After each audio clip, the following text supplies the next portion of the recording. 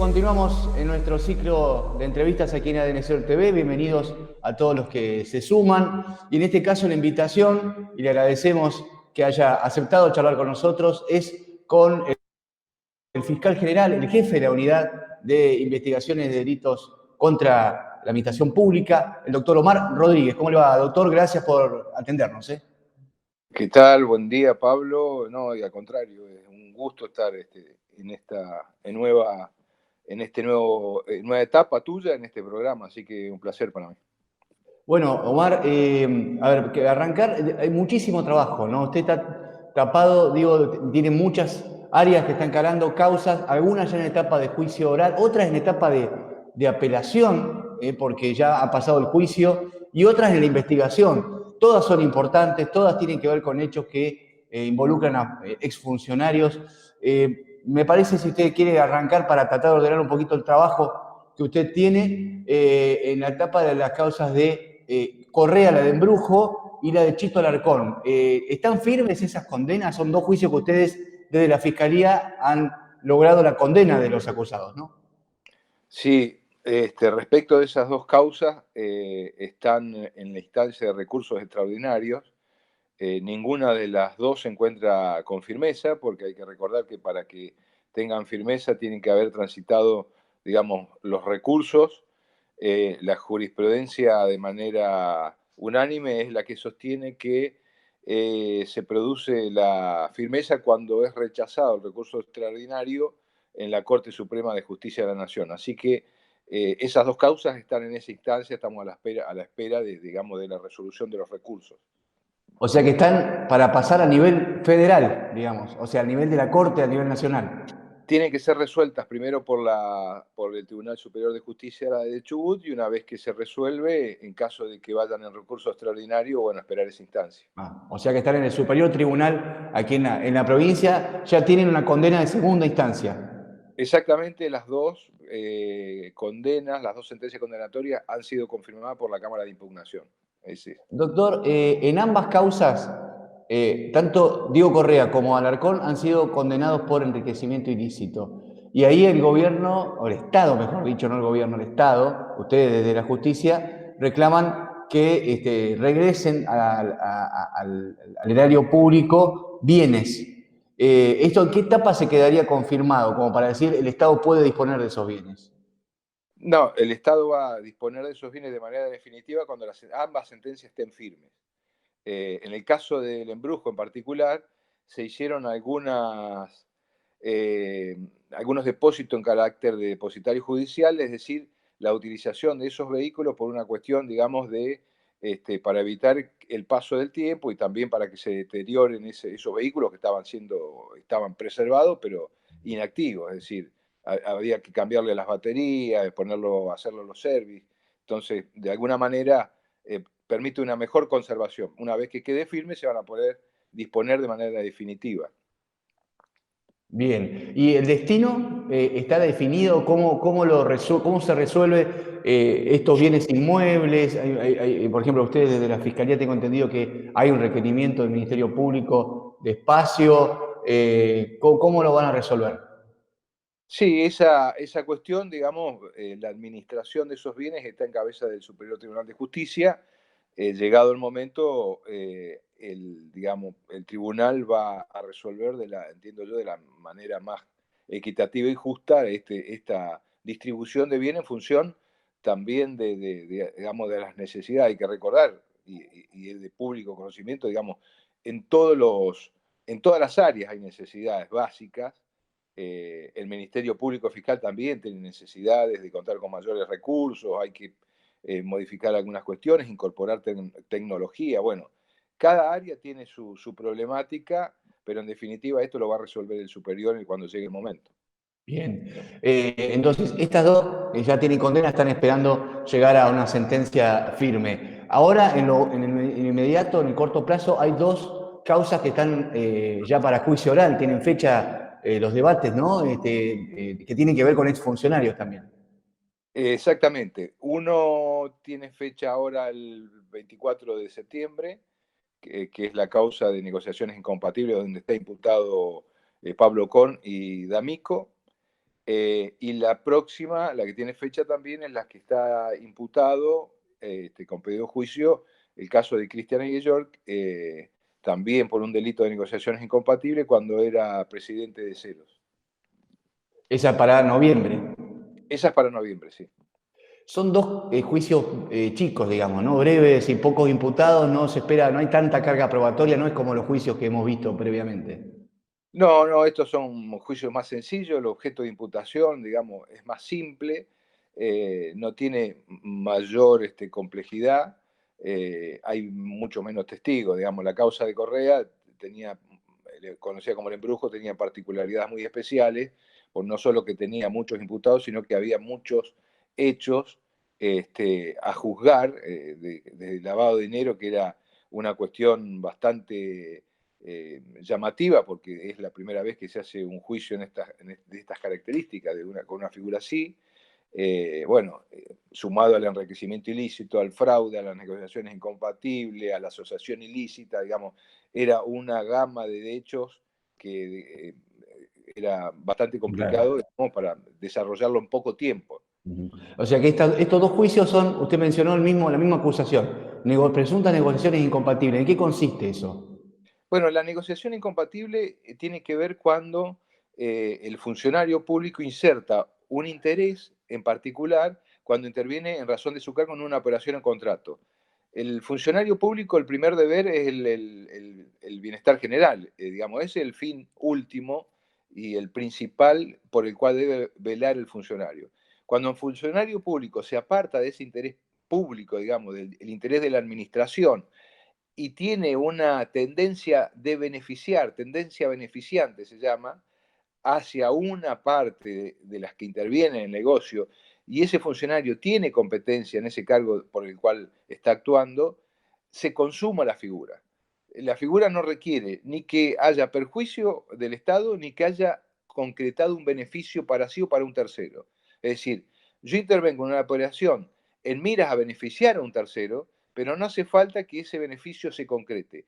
Con el solo demostrar que ese funcionario intervino en ese sentido de beneficiar, se consuma la figura. En ambas causas, los funcionarios intervinieron beneficiando a sus amigos, en este caso.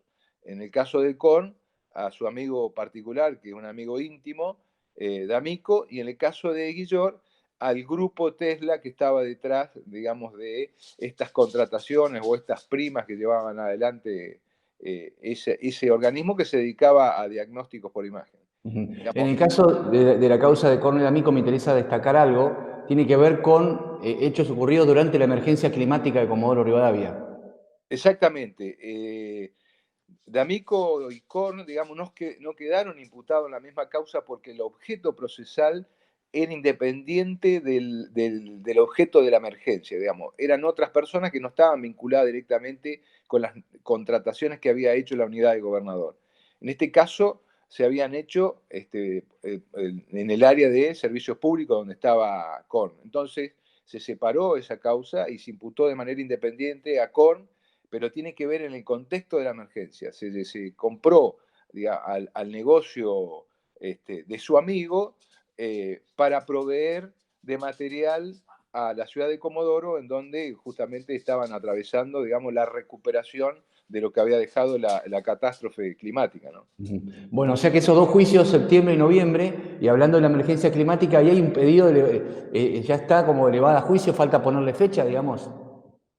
La causa está elevada a juicio, teníamos nosotros la expectativa de que se haga este año, surgió todo lo que es el COVID, se suspendió porque tenía fecha para marzo, es un juicio complicado para hacerlo de manera virtual, hay muchos imputados, hay mucha información que producir en el juicio, se hace muy engorroso poder mostrar documentación a través de este formato, digamos, de videoconferencia. Entonces, necesariamente tenemos que llevar adelante un juicio presencial. Y en estas condiciones, indudablemente que está muy complicado en función de, digamos, de esta pandemia, ¿no? Bien, y en una etapa previa, entonces, de trabajo ha tenido mucha repercusión la causa que se le ha denominado ñoquis calientes, ¿no? Ahí están, ya se abrió la investigación ¿Y en qué etapa están? ¿Están ahora produciendo más pruebas? ¿Tienen la oportunidad la defensa de aportar? ¿Ustedes se están entrevistando con algunos de los imputados? ¿Cómo es el proceso? Sí, nosotros a partir de la apertura, digamos, donde se formaliza de manera expresa, concreta, el hecho por el cual se le va a investigar a la persona, en este caso Tarola y el resto de las personas que están imputadas, se sigue con la incorporación de evidencia. Ahora el contador está trabajando en armar, digamos, todo lo que es los informes relacionados con toda la información que ha venido de los bancos, que son las transferencias bancarias que hacía el grupo de Otarola, y a su vez hay que seguir tomando algunos testimonios, buscar documental, por ejemplo, hay que pedirle y ya le hemos pedido a la jurisdicción de Esquel algunas cuestiones que nos hacen o van a ser útiles para la causa, es decir, estamos en un trabajo de recopilación tendiente a preparar eventualmente y en el futuro una acusación. Considerada delito complejo, hay muchos imputados, o sea, hay tiempo para investigar. Sí, por suerte, bueno, la jueza lo entendió, tenemos una investigación larga, sobre todo en la complejidad del COVID, pues nosotros necesitamos, por ejemplo, ir a Buenos Aires a buscar cierta documentación, y bueno, esto es tan dinámico que hay muchos organismos que están cerrados, no podemos obtener la documentación necesaria, entonces todo esto va a demorar de manera digamos, palmaria el avance de la investigación en cuanto a la recuperación de información. Nos da un aire, un plus de oxígeno, este plazo que es un poco más largo, para una vez tenida toda la información, hacer la acusación. Esto no quiere decir que nosotros agotemos todo el plazo de investigación. Si tenemos antes información y hay mérito suficiente, haremos la acusación antes. Bien. Quería preguntarle en base a todo lo que ha generado desde que ustedes empezaron con la investigación allá de 2017, digamos, el sobre bomba y toda esta historia en torno a la causa embrujo, revelación, todo lo que dio después. ¿Ha cambiado en algo la actitud de los funcionarios, digamos? Porque esto de Torres Otarola es más reciente. ¿Ustedes notan que a partir del trabajo de ustedes ahora hay determinados hábitos que se han dejado de lado o ustedes entienden que la corrupción está como enquistada y es muy difícil erradicarla? No, yo creo que la corrupción está enquistada, pero esto no depende de los gobiernos, ni de los colores políticos, ni de los géneros, digamos, esto es una actitud frente a la vida, digamos, esto es un cambio cultural. El que se dedica a cometer delitos y la ocasión le viene bien porque está dentro del Estado y es más fácil, porque este tipo de delitos son de difícil visibilidad. En el homicidio nosotros tenemos el muerto, pero en una negociación incompatible hay que rascar bastante para darse cuenta y encontrar que un funcionario intervino para beneficiar a un tercero. Digamos, no son de sencilla resolución. Eh, pero de la persona que comete delito es porque tiene los valores distorsionados, digamos, y los puede cometer de una evasión impositiva a un fraude de la administración pública. Entonces, eh, la sociedad en sí eh, es bastante complicada, la sociedad argentina, en cuanto al respeto de las normas y al respeto por el otro. Digamos. Siempre hay una búsqueda de obtener una ventaja y obtener un beneficio. Cuando está en la administración pública, digamos, la cobertura es mayor y es mucho más fácil cometer delitos y es más difícil que a uno lo descubran. Y si lo descubren, es más difícil que lo lleven a juicio y si lo llevan a juicio es más difícil que lo condenen con una pena alta. Entonces, hay todo un camino que recorrer y este cálculo lo hacen. El que comete delito hace este cálculo de costo-beneficio, sobre todo cuando está en el Estado.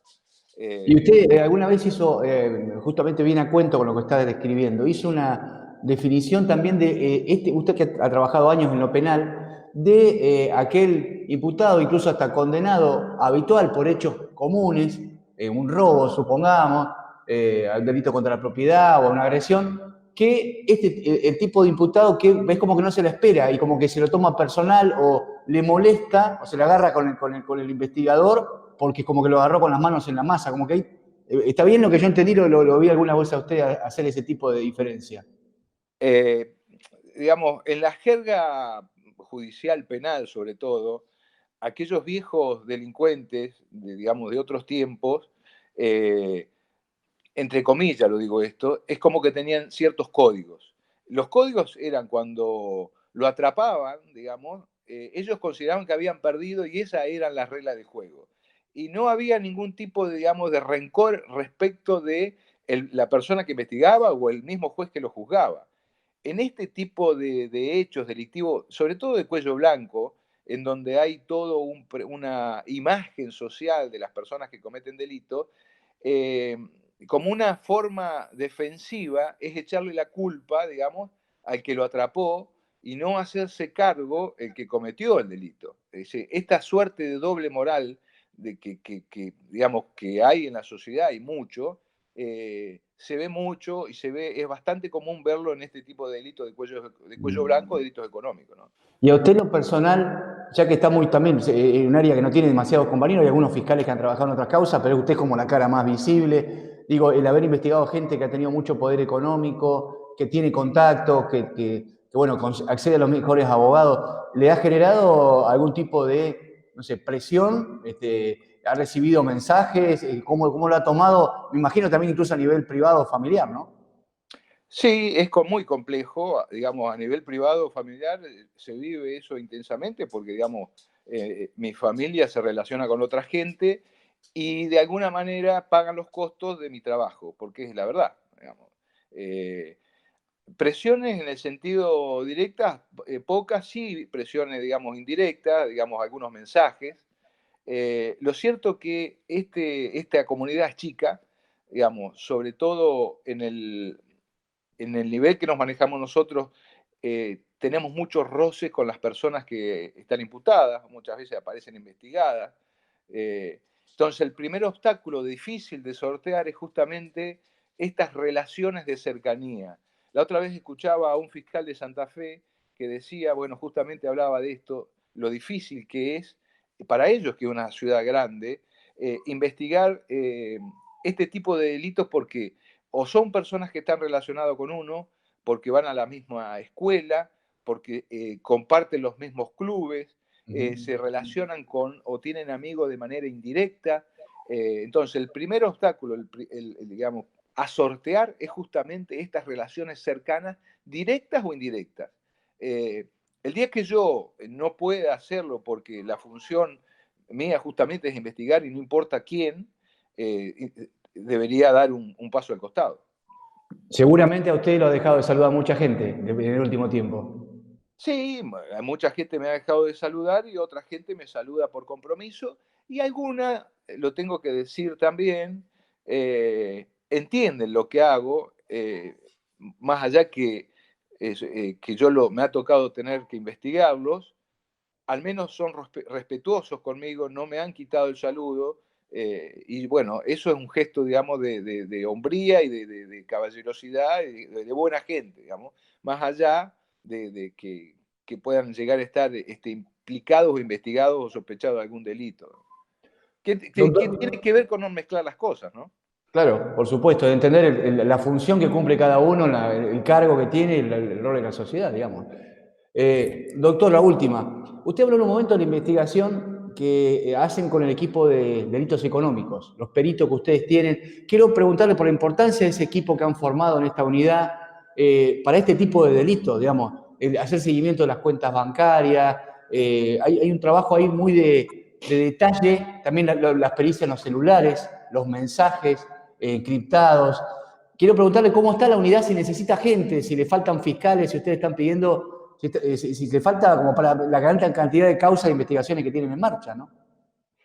Sí, bueno, respecto de los fiscales, sí, faltan fiscales, porque estas causas requieren mucho trabajo porque son complejas en el sentido de la cantidad de personas involucradas, la cantidad de hechos que se cometen, la cantidad o el volumen de información que uno va recogiendo y cómo tiene que desentrañar esto que decía yo al principio, que son hechos de difícil visibilidad. Entonces, requiere todo un esfuerzo extra para que el hecho quede bien claro y que no haya ningún tipo de duda. Eh, pero sobre todo para la gente, que va a ser el último, digamos, el que nos va a juzgar, digamos, respecto de la actuación que tenemos que hacer nosotros. Es el primer punto, es decir, yo necesito al menos otro fiscal con esta orientación de delitos económicos, delitos contra la administración pública que trabaje conmigo. Y respecto de, digamos, de la parte técnica, siempre faltan o algún elemento tecnológico para reforzar y para tener mejor calidad en la información que se obtiene. Pero básicamente el déficit está en que no hay fiscales, digamos, dispuestos a trabajar en este área, que es un área muy sensible y muy compleja, por todo el contexto que se da, y esto que yo te venía diciendo recién, las relaciones particulares, etcétera, etcétera. Y respecto de los contadores, yo tengo la suerte de contar con el contador Velázquez, José Velázquez, que tiene no solamente mucha experiencia en este tipo de hechos, sino que él viene con una larga trayectoria en la administración pública y maneja acabadamente el procedimiento administrativo, que es muy complejo conocer, digamos, cómo funciona dentro de la administración pública, en el Ejecutivo y los otros órganos, digamos, de poder, todo el trámite burocrático de la administración pública. Y bueno, José Velázquez en ese sentido es un gran soporte que a mí me acompaña en la investigación y descubrimiento de todos estos hechos, ¿no? Doctor, le agradezco mucho por este contacto con ADN Sur TV y bueno, los conceptos que ha vertido creo que son interesantes también como para razonar y pensar respecto a esto de la corrupción que está enquistada, ¿no? Esto que nos planteaba recién, que tiene que ver con una actitud cultural también del resto de la sociedad de entender por dónde viene la cosa, ¿no? Le agradezco Sí, mucho.